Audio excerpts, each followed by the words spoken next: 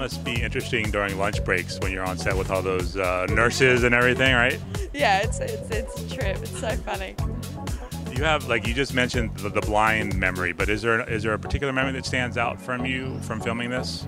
Oh, there are so many. You know, another memory was, in particular, I mean, working with all the actors was so incredible, but the monsters were really just blew your mind. Like there's one in particular, it's a lobotomy monster, and you know, this really kind of slinky, scary and he kind of was the epitome of the Silent Hill monster for me, and it was just this faceless, revolting thing, and I really had to recover from that. Like I did the scene, and then seriously, I was genuinely really frightened. So it was interesting that yeah, I suddenly crossed that line of like reality, fantasy, reality. Like Adelaide, get your head screwed on straight. And I heard there's not a whole lot of CG, so a lot of this stuff was just you were dealing with this. Yeah, no, it was in real life, and so these monsters have personalities, you know, and they perform.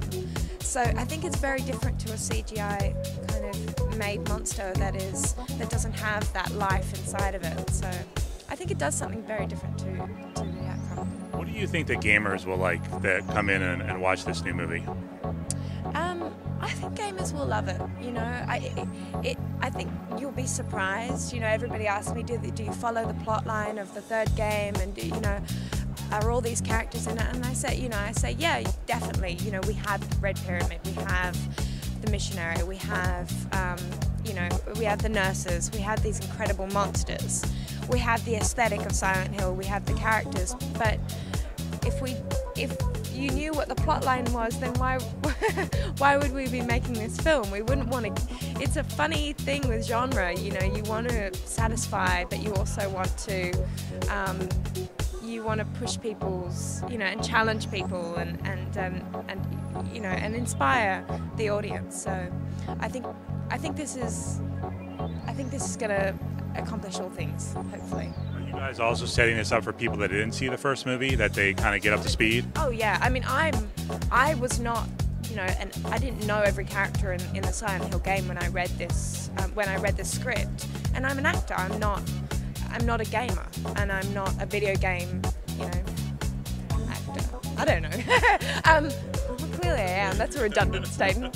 But no, but yeah, I read the script without knowing much about these characters, and it really stood on its own. And Michael did a really incredible job of creating a plot line that has a real emotional pull on you.